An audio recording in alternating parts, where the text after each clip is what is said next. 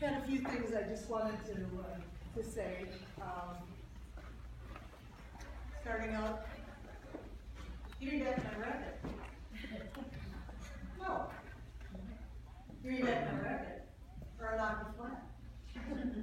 No. You know what it said? Be charged, knocking me flat on my back. Life lesson number 1 from Gary. He's a man of his word. I was 10 and he was 12. When I was 13 and Jerry was 15, he asked me on my first date. He rode his bicycle the 3 blocks to my house, and we walked the 2 blocks over to Hawthorne Circle, where the kids are gathering and listening to records. For those of you who don't know, it's a little box.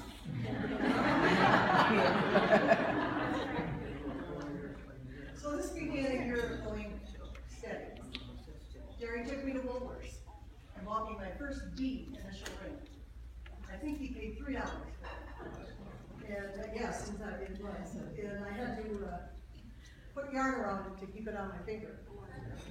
So anyway, that was kind of life lesson number 2. He was very generous. Starting out with what obviously increased from Woolworth's.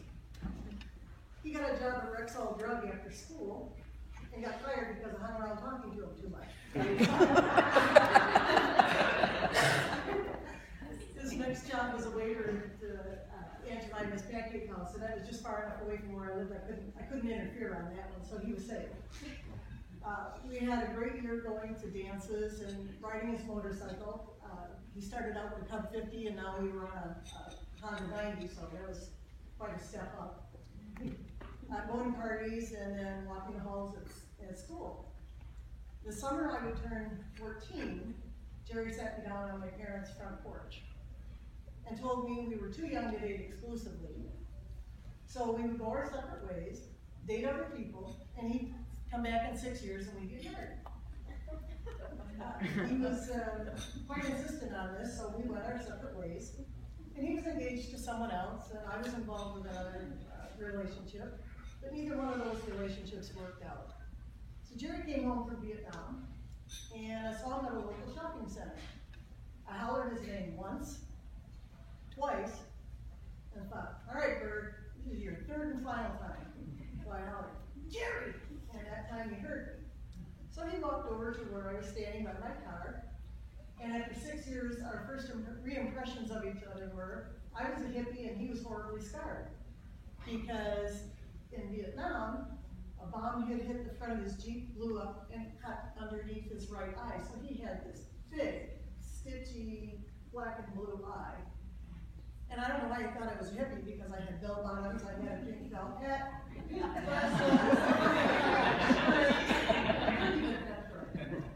So anyway, he asked me out on another date, and 4 months after that we were engaged, and 5 months after that we were married. And it was 6 years later. And he was prophetic in what his vision was. And we were married 45 years, 9 months, and 3 days. We knew each other for 56 years, still not long enough. We were kids when we set our vows, not really understanding the true meaning of those oh so true words, for better, for worse, for richer, for poorer, in sickness and in health. We lived our vows. We grew up together. His brothers became my brothers, and his parents became my parents. We were blessed. As an only child, I was delighted. Well, thank you all for being here today to honor this wonderful guy. I know Jerry would be humbled by how many have showed up here, and the outpouring of love and friendship, and the cherished memories that we all share of him. And I just have to say that life takes you in directions you just never know about. And to think that I've ended up near my cousin Jill, whose husband passed away 2 years ago to the month that Jerry died, also from cancer, and we were close as kids, is just blessing beyond words. And to have the love and family that are here, so many of you feel like family. You may not have blood ties, but God, you're there in the heart. So just thank you all. I hope you all had a very nice time. I'm glad we were able to celebrate Jerry's life, and glad he made an impact on so many. Thank you. Thank you.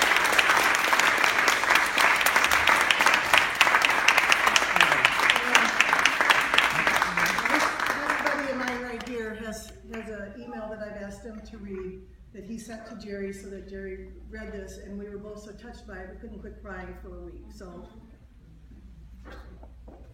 Now can Hi, I walk everybody. there, I'm Dad? Al Milliken. My wife is Kathy Milliken.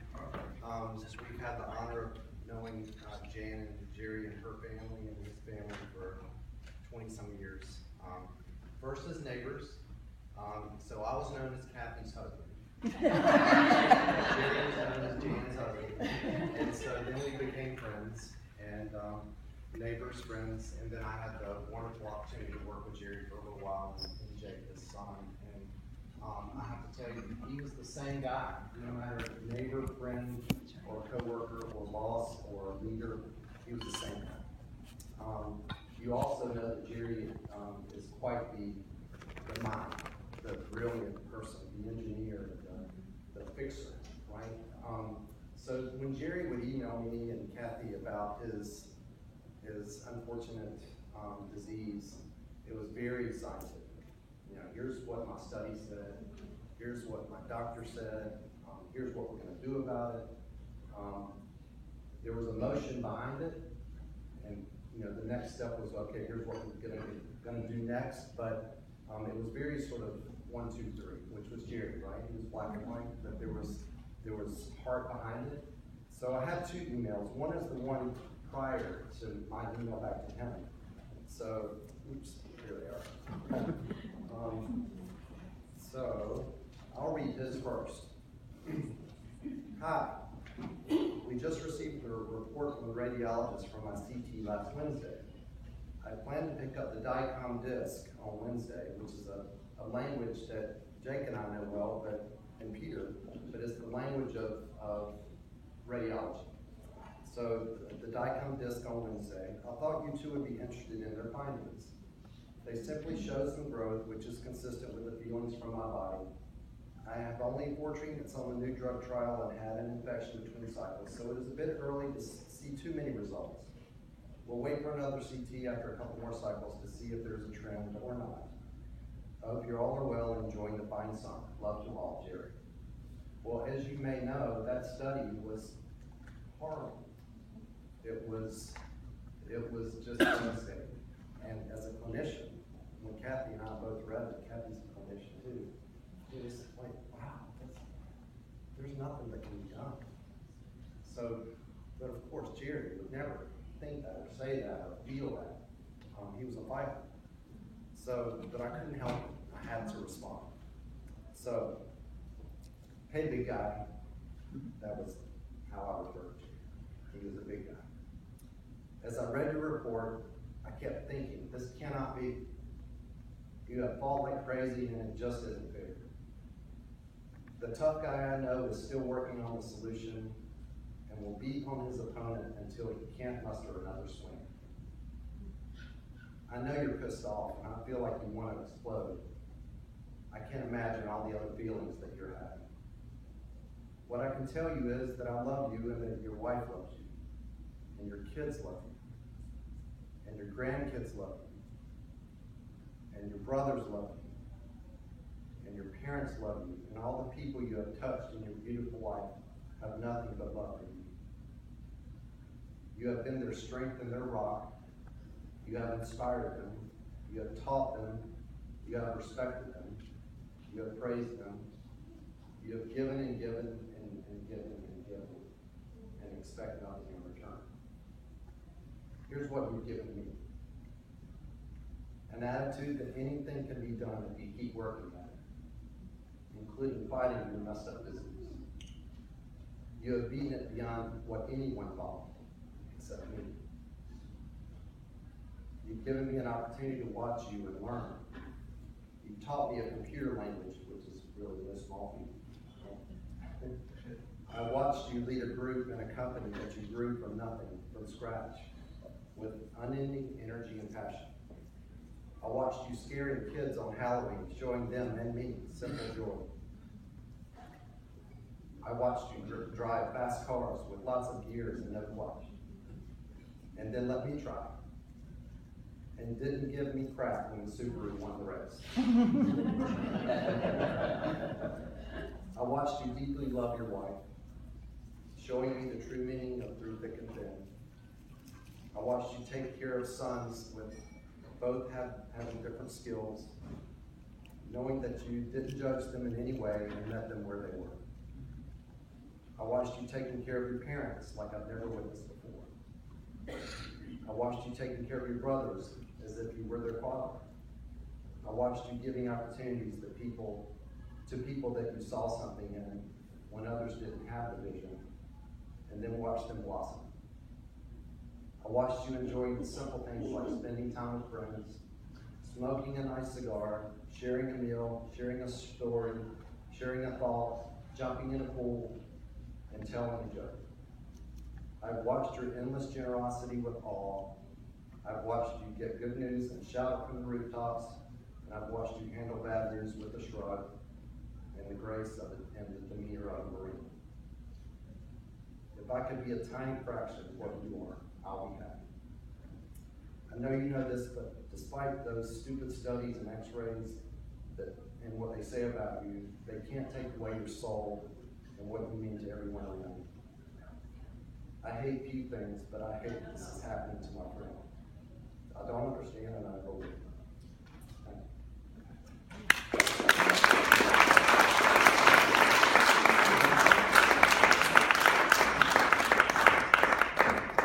And to lighten the mood just a little bit, when Gary and I, we had very open conversations about his condition, and being the consummate engineer that he is, or was, I told him, when I tell you to go to the light, go to the goddamn light, don't try to figure out how it works. And do you know, that Jake and I were with him on that very last afternoon, he was looking up like, if you move this here, and that light panel is right here, and Jake told me, he's not listening, Mom. He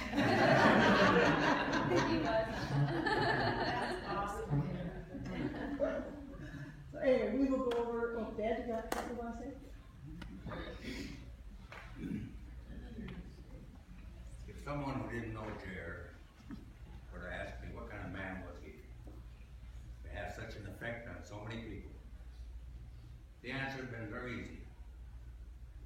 I could spell it in 4 words. Gerald was a giver. He gave freely of his love. He shared his time. He shared his talents.